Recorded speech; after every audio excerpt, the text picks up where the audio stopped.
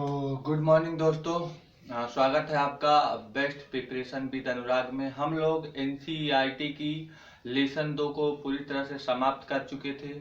आज उसी के क्वेश्चन आंसर की डिस्कशन करते हैं और पूरी तरह से क्वेश्चन आंसर को हम एक एक चीज़ों को आपको अच्छी तरह से समझा देंगे, ठीक है ना। तो आप लोगों के पास अपना बुक होगा, आप लोग अपना बुक खोल लीजिए, फिर हम लोग सभी चीज़ों को डिस्कस करते हैं। देखिए बुक में आपके है, पहला क्वेश्चन है पृथ्वी की 3 परतें क्या है, ठीक है ना।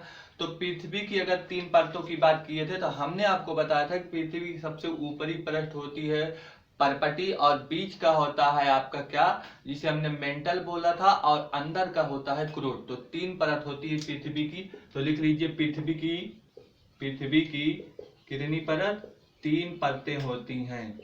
3 परतें जो पूछा है नाम लिख लीजिए। पहला है आप परपटी, दूसरा आप लोग लिख लीजिए क्या, मेंटल, और तीसरा आप लोग लिखेंगे क्या, क्रूड। तो ये आपके पहले क्वेश्चन का जवाब हो गया पृथ्वी की 3 परतों के बारे में, ठीक।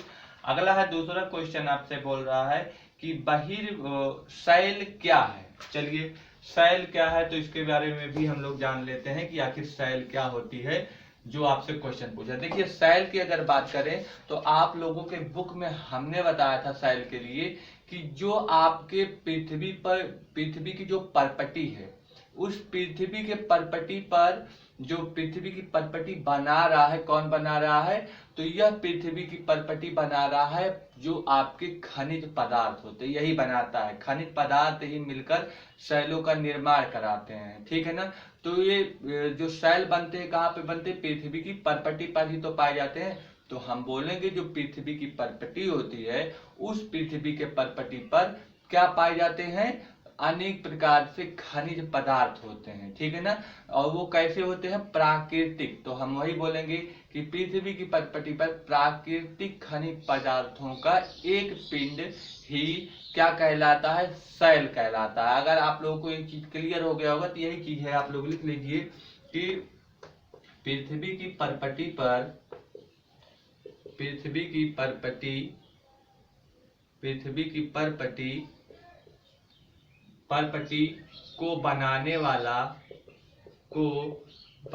वाले क्या कौन बनाते हैं, खनिज पदार्थ। बनाने वाले खनिज पदार्थ, अब इन खनिज पदार्थों का क्या, प्राकृतिक पिंड, पदार्थों की प्राकृतिक पिंड को ही शैल कहते हैं, शैल कहते हैं। तो जब आपसे शैल पूछा है तो शैल को बता देना, शैल कहते हैं। इसी में एक पॉइंट और लिख देना, इसका रूप रंग आकार क्या होता है, भिन्न भिन्न होता है। तो ये चीज आप लोग लिख चुके हैं। तो यही है आपका शैल, जो क्वेश्चन नंबर दूसरा है, ठीक। अब आते हैं तीसरे क्वेश्चन की। तीसरे क्वेश्चन क्या कह रहा है, 3 प्रकार के शैलों के नाम लिखिए। देखिए 3 प्रकार के अगर शैल के बारे में बात किया तो हमने आपको बताया था शैल कितने प्रकार के होते हैं, 3 प्रकार के।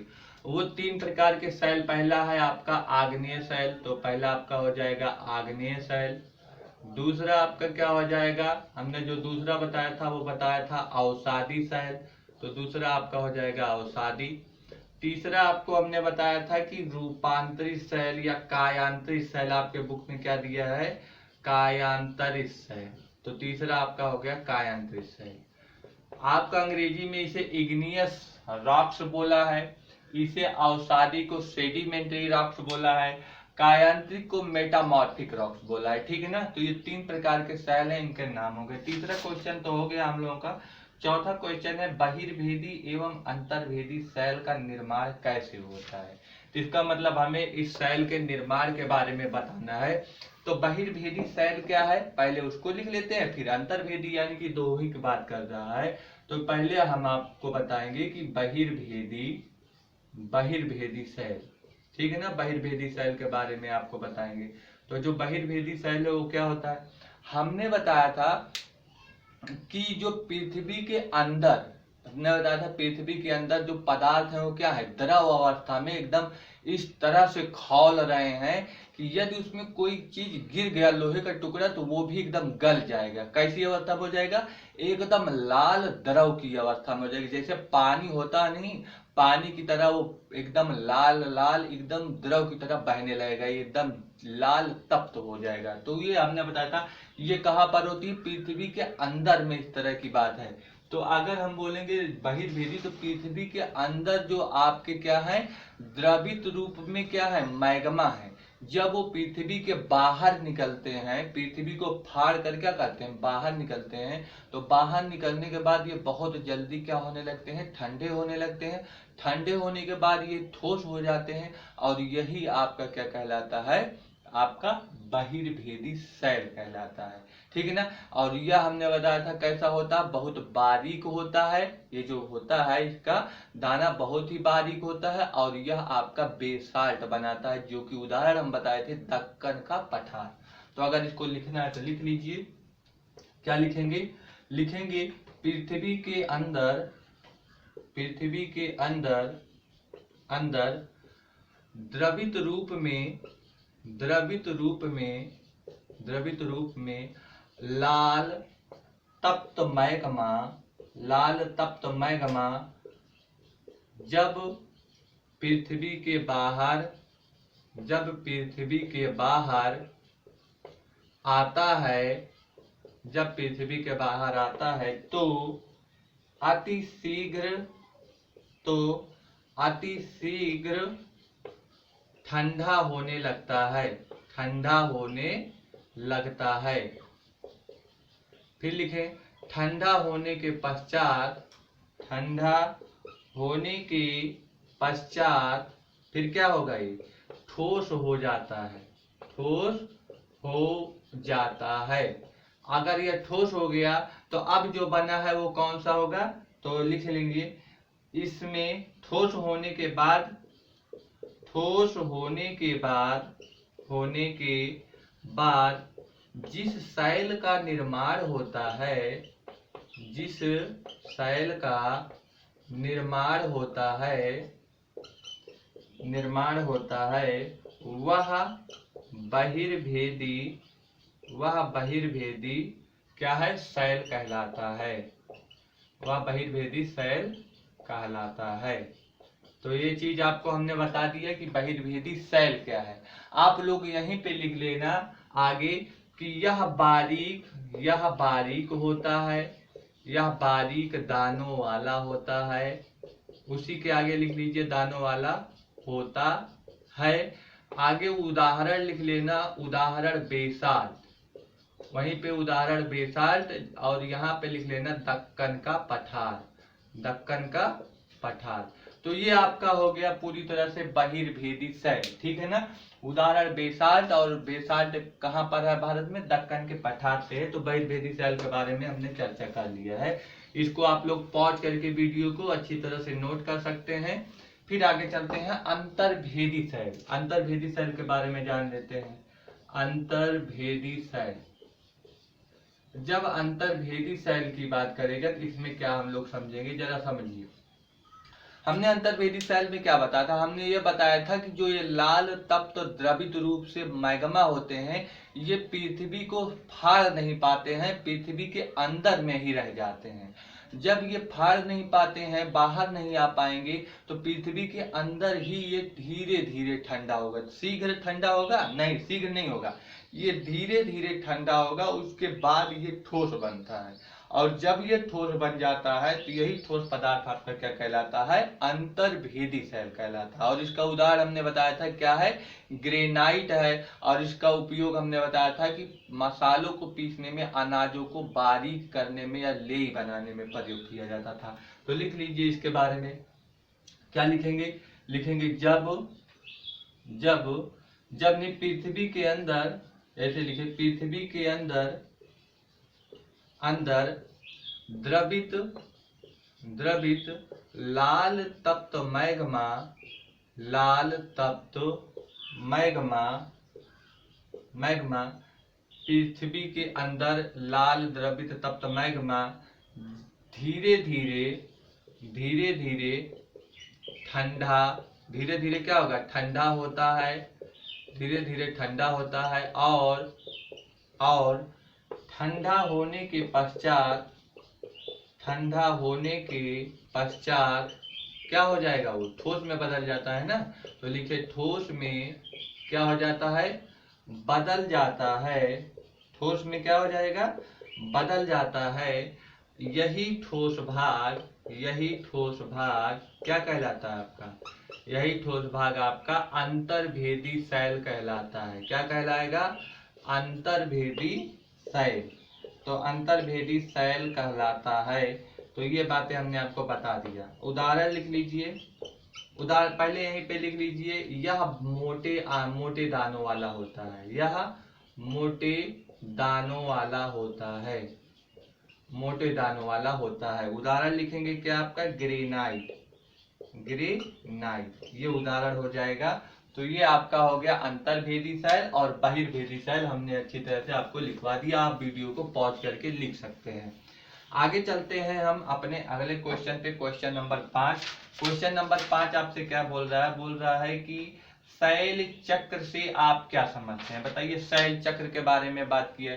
तो हमने बताया था जब एक शैल है, मान लीजिए अग्नेय शैल, वो किस में बदलता है, टूट टूट के अवसादी में, अवसादी शैल फिर किस में बदलता है, रूपांतरित में, फिर रूपांतरित किस में बदलता है, आग्नेय में। तो ये पूरी तरह से शैल का एक चक्र हो गया कि आपस में एक दूसरे में ये बदलते रहते हैं, ठीक है ना, एक के बाद एक के बाद एक। यानी कि शैल क्या होते हैं, एक शैल से दूसरे शैल में परिवर्तन ही क्या कहलाता है, शैल चक्र कहलाता है। तो इसका उत्तर लिख लीजिए, एक शैल से दूसरे शैल में परिवर्तन, दूसरे शैल में परिवर्तन ही क्या कहलाता है, शैल चक्र कहलाता है, शैल चक्र कहलाता है। तो जो अब हमसे पांचवा क्वेश्चन पूछा, इसका आंसर यही लिख लीजिए, एक शैल से दूसरे शैल में परिवर्तन ही क्या है, आपका शैल चक्र है। अगला क्वेश्चन है आपका कि शैलों के क्या उपयोग हैं, शैलों के उपयोग। तो जब हम शैल यानी कि पत्थर होता है, पत्थरों का उपयोग पूछ रहा है, तो आप अगर उपयोग लिखेंगे, पहला उपयोग लिख सकते हैं कि सड़क बनाने में, शैल का उपयोग किस लिए होता है, सड़क बनाने में। दूसरा चीज आप लिख सकते हो कि घर बनाने में उपयोग होता है। तीसरा आप लिख सकते हो इमारत बनाने में, इमारत बनाने में उपयोग होता है। चौथा अगर आपसे पूछे तो देखते हैं आप लोग, ताजमहल, महल, लाल किला, ये सभी किससे बने हैं, ये शैल से ही तो बने हैं, वो संगमरमर से, लाल बलुआ पत्थर से। तो लिख लीजिए स्मारक बनाने में, ये सभी क्या हैं, ये सभी स्मारक ही तो हैं। तो स्मारक बनाने में प्रयोग होता है। और अगर पांचवा बोले तो देखिए हम लोग जो डैम बनाते हैं, डैम जहाँ पे पानी आकर गिरता है, जहाँ पे पानी स्टोर होता है, तो नहर के बांध, पुल बनाने में और डैम बनाने में लिख लीजिए नहर के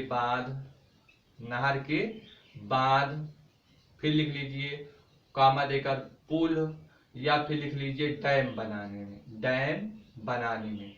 तो ये सभी चीजें इसके प्रयोग में होते हैं। तो ये चीज अगर आपसे प्रयोग पूछा जाएगा, इसका उपयोग, तो ये हो गया आपका क्वेश्चन कि शैलों का उपयोग क्या होता है। तो ये हमने कर लिया। अगला क्वेश्चन है आपका कि कायांतरित शैल क्या है। देखिए जब कायांतरित शैल की बात करेगा तो हमने बताया था दो चीजें, हमने आपको बताया था एक आग्नेय चट्टान और एक आपका बताया था अवसादी चट्टान। हमने बताया था जो आग्नेय अवसादी चट्टान है, इन दोनों चट्टान क्या होता है, ताप और दाब दोनों क्या हो जाते हैं, बढ़ने लगते हैं। दोनों क्या करते हैं, इंक्रीज होने लगते हैं, बढ़ने लगते हैं। जब ताप और दाब इस चट्टानों पे बढ़ेगा, किस चट्टान पे, आग्नेय चट्टानों पे, खूब तापमान बढ़ने लगेगा और खूब दबाव बढ़ेगा। तो ये चिटक जाएंगे, चिटकने के बाद फिर ये अवसादी में बनेंगे और अवसादी पर भी ताप दाब पड़ेगा तो ये भी अपना रूप बदल देंगे। तो आग्नेय और अवसादी चट्टानों पर ताप और दाब के कारण ही इनका रूप परिवर्तित होकर एक नए प्रकार के चट्टान के रूप में आता है, जिसे हम कौन सा चट्टान बोलते हैं, कायांतरित चट्टान बोलते हैं। ठीक है ना। तो ये चीज अगर आपसे पूछा गया तो कायांतरित चट्टान के बारे में इतना लिख लीजिए। क्या लिखेंगे, लिखेंगे आग्नेय और अवसादी चट्टान, आग्नेय और अवसादी चट्टान, चट्टान लिखें चाहे शैल लिखें, आग्नेय और अवसादी चट्टानों चट्टानों पर क्या हो जाता है, ताप और दाब अत्यधिक बढ़ने के कारण ये शैल क्या कर देते हैं, अपना रूप परिवर्तित कर देते हैं, अपना रूप परिवर्तित करके एक नए प्रकार के क्या शैल बनाते हैं, एक नए प्रकार के क्या करते हैं, शैल बनाते हैं, जो कायांतरित शैल के नाम से जाना जाता है, जो कायांतरित शैल के नाम से क्या किया जाएगा, जाना जाता है। तो कायांतरित शैल के बारे में अगर आएगा तो ये आप लोग लिख देना। ऐसे आप उदाहरण दे सकते हो कि अवसादी से कायांतरित, यानी कि आपका चूना पत्थर से किस में बदल जाता है, संगमरमर में। उदाहरण दे दीजिए संगमरमर, तो चूना पत्थर से संगमरमर, या चिकनी मिट्टी से किस में बदल जाएगा, स्लेट में बदल जाएगा। तो ये हम लोगों ने पढ़ लिया क्या, अवसादी चट्टान क्या होता है, आप लोगों ने लिख लिया होगा अच्छी तरह से। अब आते हैं क्वेश्चन नंबर 2 की बात करते हैं। क्वेश्चन नंबर 2 आपके बुक में है, एमसीक्यू बहुविकल्पी है। इसमें क्या कह रहा है, पहला देखिए, कह रहा है द्रवित मैग्मा से बने शैल, द्रवित मैग्मा यानी कि जो लाल तप्त मैग्मा है उससे कौन सा शैल बनता है, हमने आपको बताया है आग्नेय शैल। तो इसका आंसर क्या हो जाएगा, आग्नेय। तो दूसरा पे चलते हैं, पृथ्वी की सबसे भीतरी परत, पृथ्वी की सबसे भीतरी परत क्या होगी, ऊपरी का होगा पर्पटी, बीच का होगा मेंटल, भीतरी का होगा क्रूड। तो इसका आंसर क्या हो जाएगा, क्रूड। सोना, पेट्रोलियम एवं कोयला किसके उदाहरण हैं, तीसरा क्वेश्चन पूछ रहा है। हमने बताया था कि ये सोना, पेट्रोलियम, खनिज, ईंधन, ये सभी जो ईंधन उधन है, ये सभी चीजें क्या है, मिनरल्स होते हैं, खनिज होता है, ठीक है ना। तो इसका आंसर क्या हो जाएगा, खनिज हो जाएगा। चौथा है, जिसमें जीवाश्म होते हैं वो कौन सी चट्टानें हैं, तो जीवाश्म वाली चट्टानें हमने आपको बताया था आग्नेय में नहीं होता है, अवसादी में होता है। तो इसका आंसर क्या हो जाएगा, अवसादी। पृथ्वी की सबसे पतली परत क्या है, हमने बताया था आपको, सबसे ऊपरी परत ही पर्पटी होती है और यही सबसे पतली होती है। तो इसका आंसर क्या हो जाएगा, पर्पटी। आइए अगला है आपका जोड़ा मिलाने वाला। तो पहला जोड़ा है, पहला क्रूड है। क्रूड की अगर हम बात करें तो क्रूड का किससे मैचिंग होगा, अपने बुक में देखिए 5वें नंबर पर लिखा है, सबसे भीतरी होती है परत। क्रूड को हमने बताया था सबसे अंदर की परत होती है, अंदर का मतलब सबसे भीतरी परत होती है, यानी कि क्रूड का मैचिंग 5वां वाला हो जाएगा, सबसे भीतरी परत। दूसरा है खनिज। खनिज इसमें है, खनिज क्या है, हमने बताया था खनिज वो होता है जिसका एक निश्चित भौतिक गुणधर्म तथा निश्चित रासायनिक मिश्रण होता है। तो रासायनिक मिश्रण की यहाँ पे बात किया गया है, तो इसका आंसर 4 हो जाएगा। चौथा वाला देखिए क्या लिखा है, इसका एक निश्चित रासायनिक मिश्रण होता है, ठीक। अगर हम लोग शैल की बात करें, शैल तीसरा वाला क्या है, शैल, तो हमने बताया था शैल क्या करता है, सड़क, इमारत, भवन ये सब बनाने में प्रयोग किया जाता है। तो दूसरा वाला ऑप्शन यहाँ पे एकदम सही होगा, तो सड़क एवं इमारत बनाने के लिए उपयोग होता है। तीसरा इसमें आते हैं चिकनी मिट्टी। चिकनी मिट्टी से हमने किसमें बताया था, किसमें बदलता है, स्लेट में बदलता है। तो इसका आंसर पहला हो जाएगा कि स्लेट में बदलेगा। तो आप लोग चिकनी मिट्टी पे कौन सा पहला वाला मारेंगे, जो स्लेट है, स्लेट में बदलता है वो। सियाल, सियाल क्या होता है, हमने सी का मतलब सिल्का बताया था, आल का मतलब एल्युमिना बताया था। तो आप लोग का उसमें देखिए तीसरा वाला जो मैचिंग है उसमें सियाल, सिल्का और एल्युमिना से बनता ये है। तो इसका 3 हो जाएगा। तो हम लोगों ने जोड़ा भी मैचिंग कर लिया है। अब आते हैं कारण पर। तो कारण क्या है, हम पृथ्वी के केंद्र तक नहीं जा सकते। क्वेश्चन नंबर 4 का पहला है, कारण बताएं कि हम पृथ्वी के केंद्र पर क्यों नहीं जा सकते। अगर हम पृथ्वी के केंद्र पर नहीं जा सकते तो उसका कारण पहला ये है कि जो समुद्र की सतह होती है, हमने बोला था समुद्र की सतह से कितनी गहराई होती है, समुद्र की सतह से 6000 किलोमीटर इसकी क्या होती है, गहराई होती है, और यह गहराई इतना गहरी खोदना यह असंभव है। क्यों असंभव है?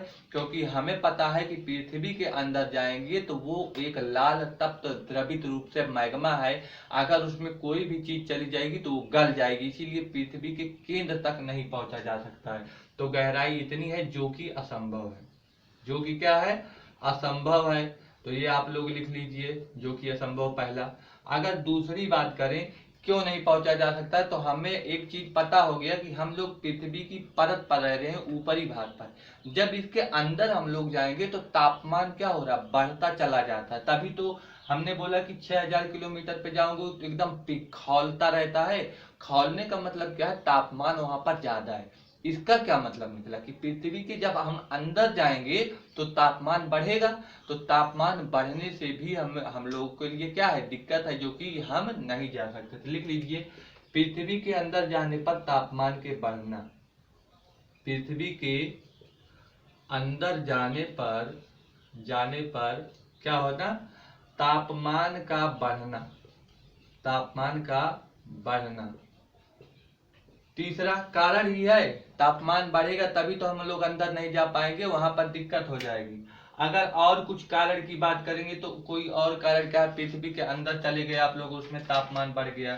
तीसरी बात है कि जो आपका समुद्र का सतह होता है 6000 किलोमीटर, ये समुद्र से तल से आपका जाना होता है। ऐसा नहीं कि पहाड़ों को खोदना शुरू कर दिए या जमीन मैदानों को खोदना, ये समुद्र की सतह से आपका जाना होगा 6000 किलोमीटर। ये भी बहुत एक दिक्कत की बात होगी। तो ये बात है, तो हमने इसको तो लिखवा दिया ये भी। और एक चीज और है कि जो हमने बताया था कि पृथ्वी का जो क्रोड होता है वो कैसा होता है, हमने बोला था ताप और दाब के कारण ये द्रवित रूप में होता है, इसीलिए हम नहीं जा पाएंगे। तो लिख लीजिए, क्रोड भाग का क्या होना?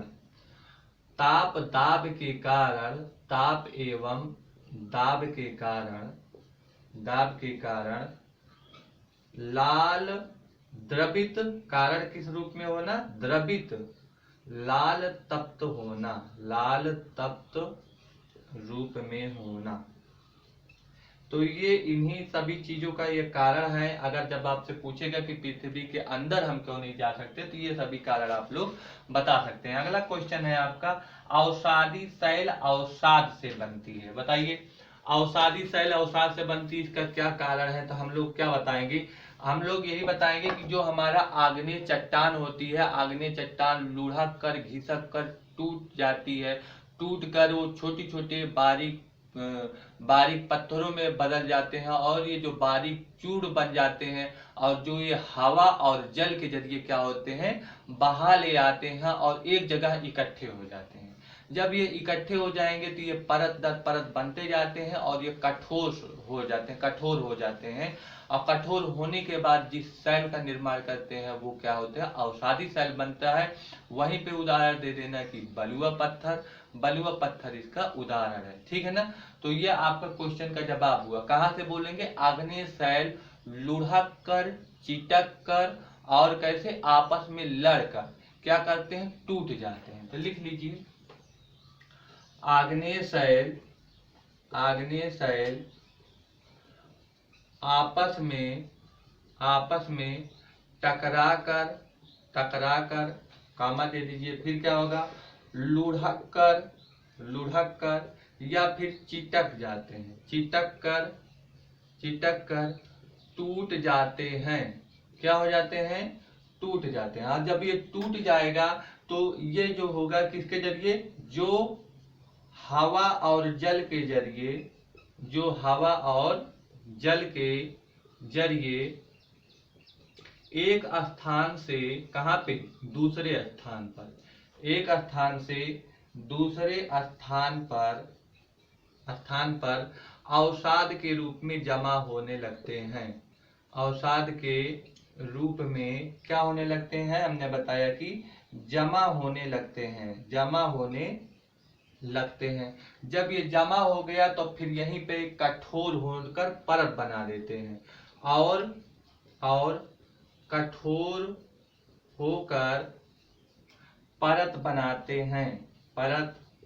बनाते हैं, जो कि अवसादी चट्टान के रूप में जाना जाता है जो कि अवसादी चट्टान के रूप में जाना जाता है। उदाहरण लिख लीजिए, क्या उदाहरण लिख लीजिए? लाल बलुआ पत्थर। तो ये हो गया आपका क्वेश्चन नंबर कारण बताओ का दूसरा कि अवसादी क्या है आपका क्वेश्चन क्या था? अवसादी, देखिए क्वेश्चन पढ़ लेते हैं हम। क्वेश्चन है आपका अवसादी शैल अवसाद से बनती है, तो यही आपको क्लियर हो जाएगा। चूना पत्थर संगमरमर में बदलता है। देखिए चूना पत्थर किसका उदाहरण है? चूना पत्थर अवसादी शैल है। जब अवसादी शैल का ताप और दाब पड़ेगा तो किस में बदल जाएगा? वो रूपांतरित या कायांतरित में बदल जाएगा, यानी आपको चूना पत्थर संगमरमर में बदल जाएगा। तो जब भी चूना पत्थर पूछेगा क्या है चूना पत्थर, तो अवसादी शैल है। जब इस चूना पत्थर पे ताप और दाब बढ़ेगा तो किसके रूप में बदल जाएगा? संगमरमर में। तो संगमरमर कैसा हो गया? कायांतरित। तो आपसे पूछा है कि चूना पत्थर और संगमरमर में बदलता है, तो पहले आप चूना पत्थर के बारे में बताएंगे। क्या बताएंगे? कि चूना पत्थर एक अवसादी शैल होता है। लिख लीजिए, चूना पत्थर अवसादी शैल का उदाहरण है जिस पर ताप और दाब बढ़ने से यह किस में बदल जाता है? कायांतरित चट्टान में बदल जाता है। यह कायांतरित चट्टान में क्या हो जाता है? बदल जाता है। अर्थात किस में हो जाएगा? अर्थात संगमरमर में बदल जाता है। संगमरमर में क्या हो जाता है? संगमरमर में बदल जाता है। ठीक है ना? अब यही चीज आपका पूछा गया था। क्या पूछा गया था? चूना पत्थर का संगमरमर में बदलना। तो चूना पत्थर से किस तरह से संगमरमर में बदला, तो हमने उसमें चूना पत्थर को अवसादी को लेकर बताया। फिर अवसादी चट्टानों का क्या हुआ? ताप और दाब बढ़ गया तो ये किस में बदल गया? रूपांतरित चट्टान में बदल गया, यानी कि वो क्या हो गया? अब संगमरमर में हो गया।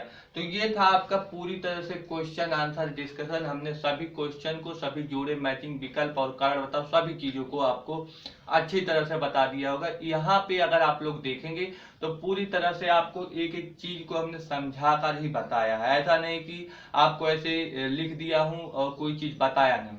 पूरी चीज एनसीईआरटी के लेवल के हिसाब से ही हमने बताया, कोई एक्स्ट्रा फैक्ट भी नहीं बताया इसमें। तो अगले टर्न पर एक अच्छे वीडियो के साथ फिर एनसीईआरटी की अगले लेसन को लेकर हम उपस्थित होंगे। लेकिन आप लोगों से एक उम्मीद ये है कि आप लोग इसे शेयर जरूर करें, क्योंकि व्यूअर को बढ़ाना बहुत जरूरी है। यहाँ पर कोई लोग देख नहीं रहा, अगर ऐसा होगा तो फिर दिक्कत हो जाएगी, तो फिर हमें वीडियो को बंद करना पड़ेगा। इसलिए आप लोगों से एक जिसे हम बोल सकते हैं उम्मीद ये करते हैं कि आप लोग ऐसा करेंगे कि शेयर और सब्सक्राइब जरूर कर ले। तो आशा करते हैं कि आप लोग ऐसा करेंगे, और मिलते हैं फिर अपने एक अलग वीडियो के साथ एक अलग अंदाज में। तब तक के लिए आप लोग पढ़ते रहिए। Bye bye.